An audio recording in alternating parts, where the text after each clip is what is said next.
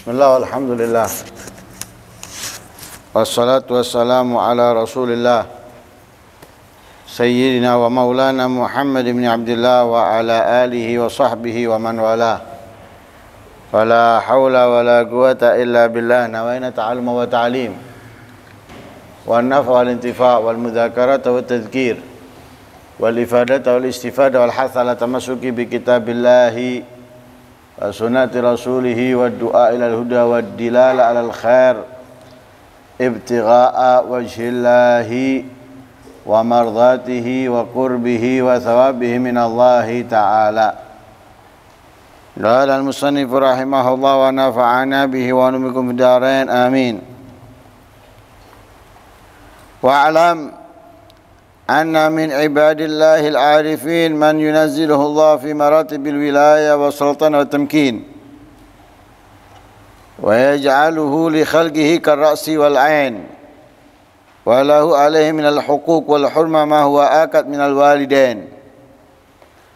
وفي الحديث تخلقوا بأخلاق الله فهؤلاء خصوا بأسرارها وخلصوا بأنوارها وأعطوا ما لا يحل كشفه ويجل عن العبارة وصفه. قال الشيخ إبراهيم بن أدهم رحمه الله قال للشيخ زيد بن أسلم الإسكندري رحمه الله يا غلام إياك إذا صحبت الأخيار أن تغيظهم عليك فلله عباد وأي عباد يغضب لغضبهم ويرضى لرضاهم فكن لهم أرضا يطئون عليك وإن طردوك وشتموك فإذا فعلوا بك ذلك ففكر من أين أتيت وارجع على نفسك باللوم فإنك إن فعلت ذلك يدركك بلطفه ويقبل بقلوبهم عليك.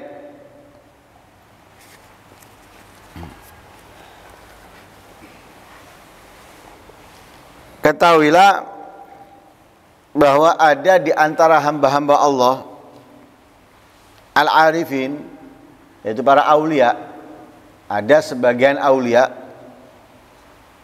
yang diberi oleh Allah kedudukan di dalam kewaliannya dengan sangat tinggi, sangat kuat dan kokoh.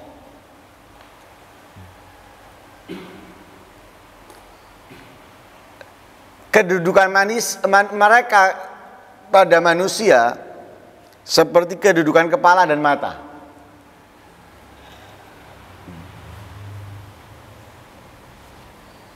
Aulia itu ada tingkatan.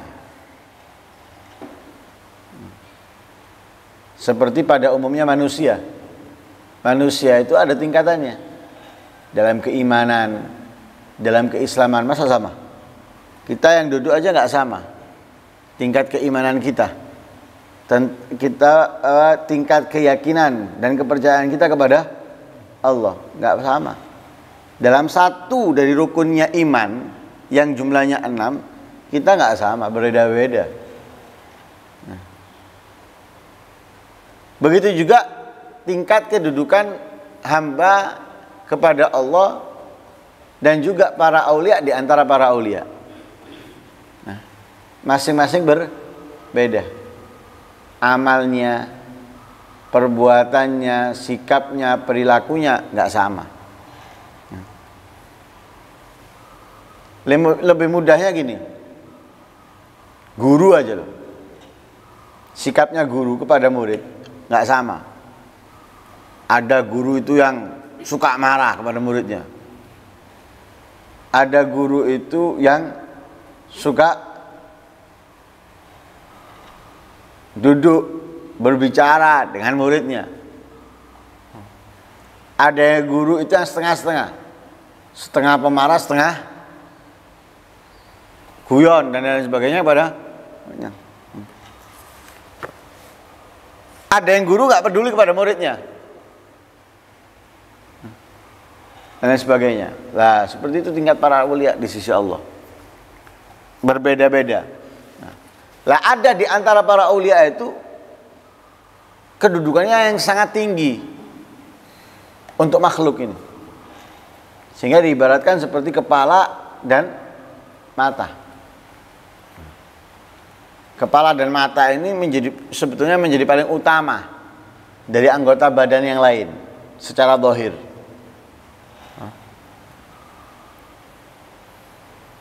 Orang punya lengkap anggota badannya tapi nggak punya mata, nggak enak.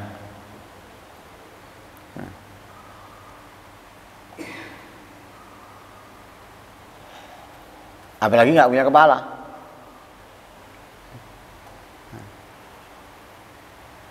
Lah kalau sudah seperti itu, orang kalau nggak punya mata, butuh siapa? Butuh orang untuk menuntunnya, untuk menjaganya, untuk mengantarkannya dan lain sebagainya. Lah para aulia yang dikasih oleh Allah kedudukan seperti itu, ya posisinya kita seperti orang buta, butuh yang membimbing, mendidik, mengatur, menjaga, memerhatikan kita. Bahkan mereka itu kewajiban kita kepada mereka lebih daripada apa? Kewajiban kita kepada orang tua. Jadi melebihi kewajiban kita kepada mereka ya, daripada kewajiban kita kepada orang tua.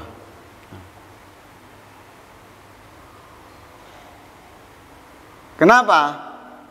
Karena mereka itu adalah khalifatullah fil ard. Yang sudah dikasih kedudukan oleh Allah seperti itu menjadi khalifahnya Allah di bumi. Seperti Nabi Adam alaihissalam. Nabi Adam menjadi khalifahnya Allah. Jadi orang-orang yang ada di saat itu mau tidak mau menjadikan Nabi Adam yang paling utama dari yang lainnya. Yang harus diikuti segalanya daripada yang lainnya, sekalipun dari orang tuanya. Tapi kan nggak ada nabi sekarang. Siapa ya para aulia? Para aulia yang memiliki kedudukan seperti ini, kita harus ya, kewajiban kita kepada mereka itu di atas kewajiban yang lainnya. Tentunya setelah Allah dan Rasulnya. Ya, setelah Allah dan Rasulnya. Loh, berarti orang tua menjadi nomor yang sekian? Enggak. Mereka nggak mungkin mengajarkan kita untuk durhaka kepada orang tua. Para aulia mengajarkan kita durhaka kepada orang tua nggak mungkin. Ya. Tapi dalam hal yang lain kita ini harus apa? Sudah apa katanya? Dia ngomong kita berhenti, dia ngomong jalan ya jalan. Sebagaimana di dalam hadis Nabi bersabda, "Takhallaku bi akhlaqillah." Berakhlaklah seperti akhlaknya Allah. Kita harus memiliki sikap budi pekerti akhlak seperti Allah. Nah, dalam arti apa? Allah itu walaupun maha menguasai segalanya, tapi nggak sewena-wena.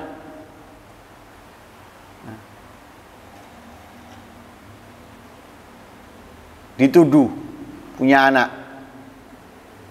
apakah yang menuduh langsung dipenjarakan,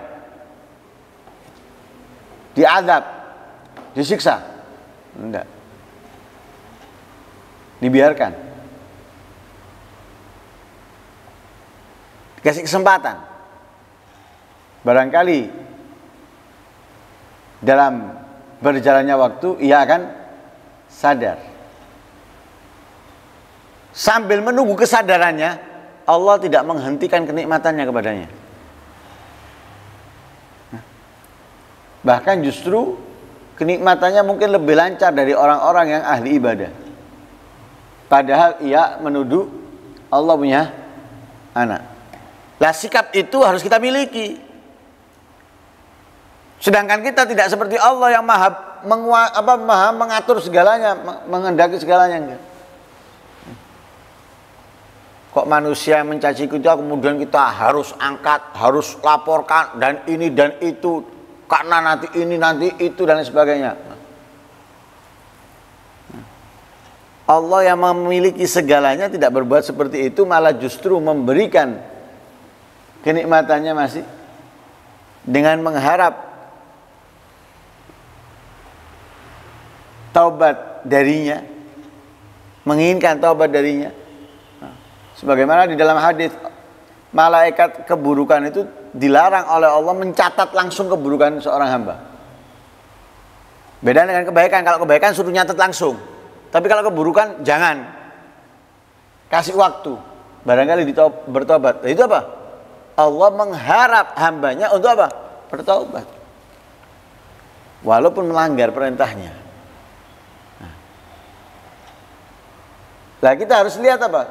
Bagaimana Allah dalam membiarkan dan memberi kesempatan, kemudian masih memberikan rezekinya. Padahal Allah dicaci, Allah difitnah, Allah dilanggar perintahnya dan lain sebagainya. Tapi tetap sikap yang baik. Lah, ini kita harus memiliki sikap seperti ini. Kesalahan banyak dari masa ke masa, tapi ketika dia memohon untuk dimaafkan, diampuni, Allah membuka pintu lebar, memaafkannya dan mengampuni. Wa huwa alladzi yaqbalu taubatan ibadihi wa ya'fu anis sayyi'at.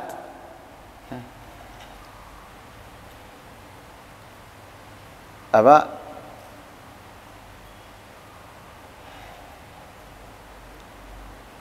Asrafu ala anfusihim la taqnatu min rahmatina la taqnatu min rahmatillah innallaha yaghfiru dzunuba jami'ah. Kalau kita coba, mungkin hanya 10 kesalahan. Wah, kita sudah meniadakan, tidak ada pintu maaf. Nah, tak gembok, kuncinya tak buang, wis, tak mungkin tak maafkan. Hanya beberapa kesalahan. Lah Allah dilanggar olehnya berapa banyak? Bukan sekali, 2 kali, dalam satu hari berulang kali. Bahkan terkadang dalam satu saat berulang kali.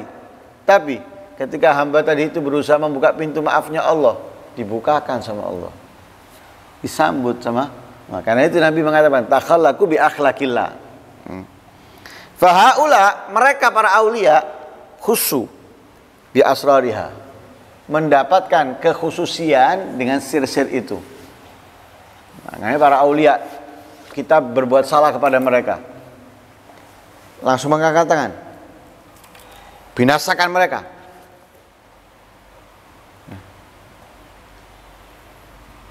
Langsung sujud, hancurkan mereka.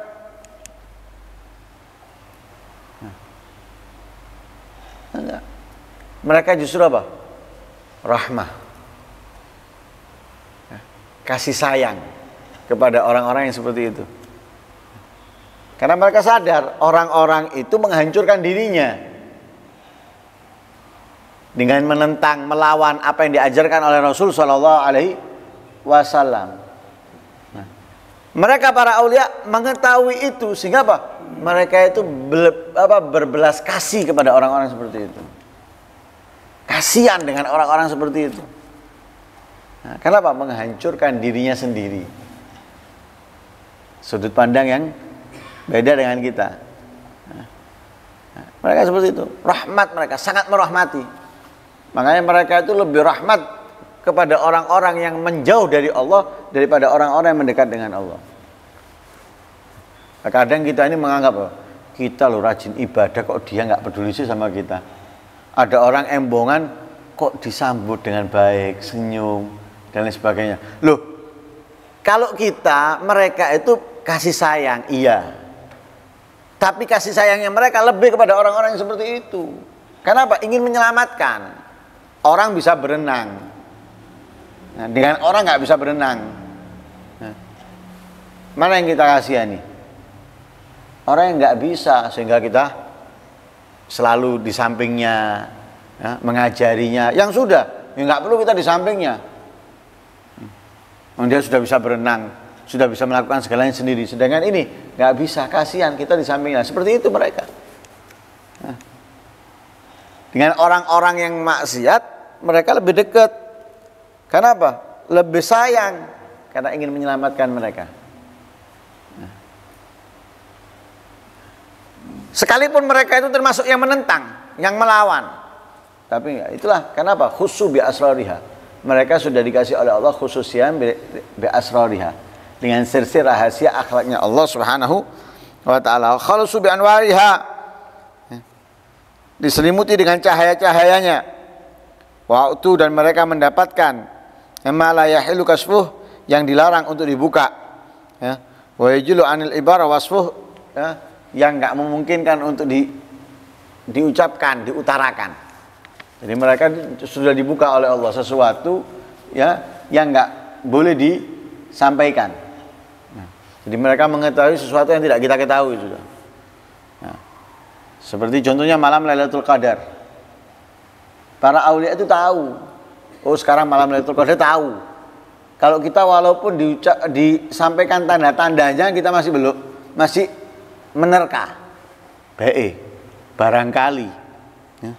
Soalnya gini, soalnya hawanya, soalnya cuacanya, soalnya itu, tapi tidak pasti, ya. Tapi mereka tidak, mereka tahu dengan pasti. Apakah diungkap? Enggak.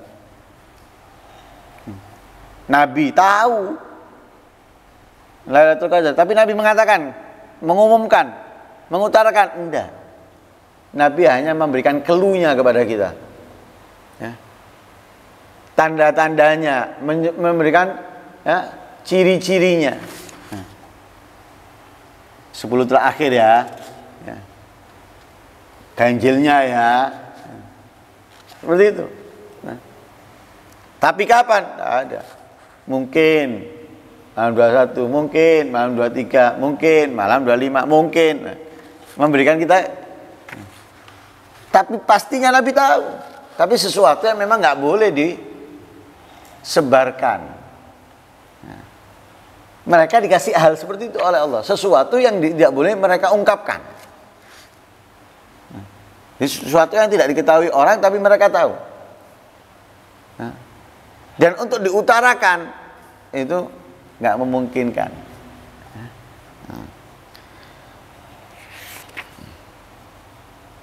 Nah, karena mereka sudah mendapatkan seperti itu dari Allah, karena itu kita lebih harus menghormati mereka, lebih harus mengagungkan, memuliakan mereka. Karena itu Syekh Ibrahim bin Adham, beliau berkata kepadaku Syekh Zaid bin Aslam al-Iskandari.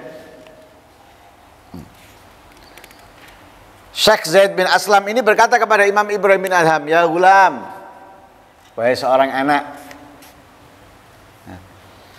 innak iyyak idza sahibtal akhyar an tughidhum alaik. Hati-hati ya. Nah, awas kalau kamu ini, ya, bersanding bersama orang-orang yang baik, jangan sampai mereka membenci kamu, marah kepada kamu. Jadi dekat dengan orang seperti itu harus menjaga sangat adab. Jangan sampai membuat mereka marah. Imam Ibrahim itu mengingatkan, awas ya, jangan sampai membuat mereka marah kepada kamu.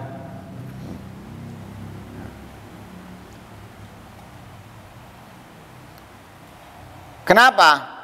Falillahi ibad wa ayu ibad yaghdab li ghadabihim wa yarda li ridhahum. Karena Allah itu memiliki hamba-hamba tertentu yang Allah murka dengan murkanya mereka, senang dengan senangnya mereka. Seperti orang tua itu. Anak itu jangan sampai membuat apa? Orang tuanya marah. Hati-hati, awas. Kenapa? Ridhonya mereka, ridhonya Allah, murkanya mereka, murkanya Allah. Seperti itu pula aulia. Ada sebagian aulia itu yang ridhonya mereka menjadi ridhonya Allah, murkanya mereka, murkanya Allah. Lah kita kan nggak tahu yang mana.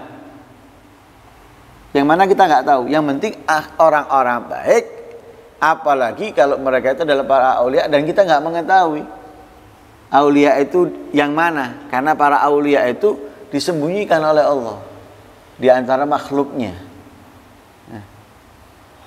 Kewajiban kita berbaik sangka kepada setiap orang yang baik, yang istiqomah bahwa mereka adalah aulia. Jangan sampai membuat atau memancing marahnya mereka, emosinya mereka kepada kita. Karena apa? Emosinya mereka, murkanya mereka, murkanya Allah kepada kita. Na'udzubillah min dzalik. Lah, duduk dengan mereka itu jangan dianjurkan. Bergaul dengan mereka, berteman dengan mereka itu dianjurkan. Tapi jangan mancing emosinya mereka. Iyyak an tughayyidhum 'alaik atau an tughidhum 'alaik.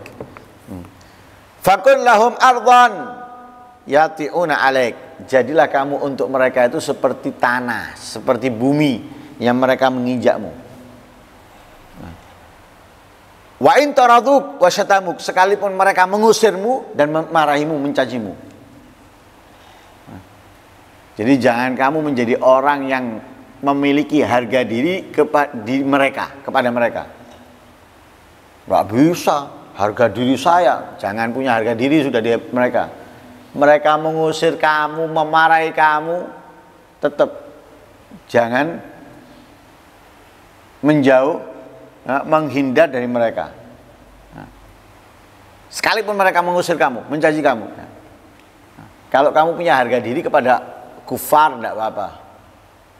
Tapi kepada mereka orang-orang seperti itu jangan punya harga diri. Saya dicaci depannya orang. Saya kan buang itu untuk kepada mereka di hadapan mereka. Wa in taraduk aw syatamuk, sekalipun mereka mencaci kamu, mengusirmu, jadilah kamu bumi yang diinjak oleh mereka. Lah kalau kita tidak membuat mereka murka, menjadikan diri kita adalah bumi yang diinjak oleh mereka, sekalipun mereka mengusir kita atau mencaci mereka, fa'alu dzalik fafakir min ainat. Nah, jadi jika mereka berbuat itu kepada kamu, mengusir kamu, mencaci kamu, pikirkan min aina atait, dari mana kamu datang. Dan supaya kamu menerima, tidak emosi gara-gara cacian mereka atau usiran mereka, supaya kamu gak menerima, pikirkan diri kamu, dari mana kamu datang. Warji ala nafsika billaum, kembalikan kepada diri kamu dalam apa? Dalam kesalahan. Iya, saya kurang sopan santun. Iya, saya lupa gini, saya lupa gitu. Supaya apa? Kita mau menerima usiran mereka atau cacian mereka. Jangan cacian mereka itu seperti yang lain. Kalau cacian orang lain yang bukan kelasnya seperti mereka, itu mungkin penghinaan. Tapi kalau mereka bukan penghinaan. Tetangga ngomong, emang kamu ini sebagai orang tua nggak menjaga anak, nggak memerhatikan anak. Jadi kita itu adalah hinaan. Tapi kalau dokter yang ngomong,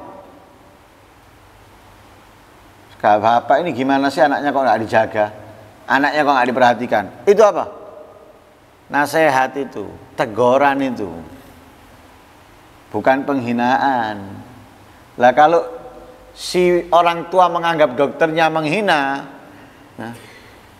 dia marah, akhirnya apa? Mau kemana kalau anaknya sakit? Siapa yang mau mengobati?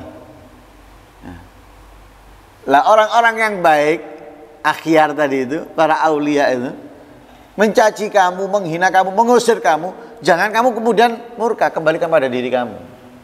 Oh, ini peringatan untukku. Oh, ini nasihat darinya, teguran darinya, untuk aku memperbaiki, untuk aku, bukan ya apa ya, saya kok dihina depannya orang, saya ini, terus kamu, siapa yang menyembuhkan kamu nanti? Menyembuhkan hati kamu siapa? Yang meningkatkan iman kamu siapa? Yang menuntun kamu, yang mendidik kamu ya siapa? Ini seperti pemain bola bangkang kepada pelatih. Ya. Akhirnya apa? Nggak dimainkan dia. Dikasih peringatan sama pihak klub. Kalau tetap seperti itu dikurangi gajinya. Siapa yang susah? Lah pelatih itu kan ingin apa? Hasil. Karena dia dituntut. Lah mereka ini dituntut oleh Allah. Menjaga mereka, mendidik mereka, menyelamatkan mereka kepada seperti para nabi. Lah kalau kita diusir, kita dicaci, kemudian merasa ini nggak tepat dan sebagainya. Kemudian kita menjauh dari mereka, hancur kita. Hancur. Fa innaka in fa'alta dzalik yudrikuka bilutfih. Lah kalau kita sudah melakukan itu, melakukan apa? Memikirkan, mengembalikan kesalahan itu kepada kita, lah di situ kita akan memahami, ya, mendapatkan apa yang diinginkan mereka dari kita dengan kelembutan mereka, dengan caranya mereka. Wa yuqbil bi qulubi alaik. Nah, di situ mereka akan merespon kamu dengan hatinya. Nah, kalau sudah mereka merespon kamu dengan hatinya, ini beda. Ya, bisa menjadikan kamu dalam waktu sekejap orang yang sangat spesial di sisi Allah Subhanahu wa Ta'ala. Kenapa? Mereka bukan dengan zahirnya lagi, sudah dengan hatinya. Ya, sudah hatinya akan mengingat kamu, selalu mendoakan kamu. Lah doanya mereka, perhatiannya mereka, dengan hati mereka, dengan ingatan mereka kepada kita, itu membuka segala sesuatu yang sulit buat kita menjadi mudah. Seperti contohnya gini, kita ini nggak punya usaha yang kuat, sehingga kita hanya bisa menghasilkan kecil sedikit. Tapi karena mereka memberikan hatinya, perhatiannya kepada kita, sehingga usaha kita yang kecil yang sedikit ini membuahkan hasil yang besar. Dari mana kita dapat? Dari kita? Enggak. Karena itu dengan ketawaduannya Ustaz Taufik, di hari raya kemarin bisa seperti ini besarnya dan semakin banyak yang kita dapat itu bukan dari usaha kita. Ngomong dengan bahasanya Ustaz Taufik, bukan itu gara-gara aku ya. Bukan gara-gara saya, tapi gara-gara mereka. Kita menghidupkan apa yang mereka rintis. Kita perhatikan apa yang mereka rintis, kita jaga yang mereka rintis, sehingga membuahkan seperti ini bukan dari usahaku, dari usahanya mereka, ya, dari hasilnya mereka. Lah itu seperti apa? Seperti yang dikatakan ini. Kalau mereka sudah merespon kita dengan hatinya, kenapa? Karena kita nggak membuat mereka emosi. Ya. Sekalipun mereka marah, kita nggak mengembalikan keburukan kepada mereka, tapi kembalikan kepada diri kita. Kita mendapatkan ridhonya sehingga mereka merespon kita dengan hatinya. Nggak ada yang sulit buat kita ke depan juga. Mudah semuanya. Nggak ada yang nggak kita dapatkan, bakal kita dapatkan semuanya. Kenapa? Sudah merespon dengan hatinya. Sehingga usaha kita kecil, yang kita dapatkan besar. Lah, jangan membuat ini gara-gara saya. Bukan. Tapi mereka. Nah, karena itu, awas kalau sudah dekat dengan mereka, ya, selalu dengan mereka, jangan sampai membuat mereka marah. Kalau sudah mereka marah, kita akan mendapatkan murkanya Allah. Sulit. Nah, sulit segalanya sudah. Nah, menghadapi apapun sulit kita. Walaupun gambaran kita mudah, gampang. Oh gampang ini. Oh sulit kita kan. Kesulitan kita. Gambaran kita mudah tapi kesulitan yang kita temukan nanti. Tapi kalau kita, kemudian yang kita dapat. Terus kalau sudah seperti itu, jangan menganggap dari kita. Ini berkatnya mereka, ini sebabnya mereka. Ya.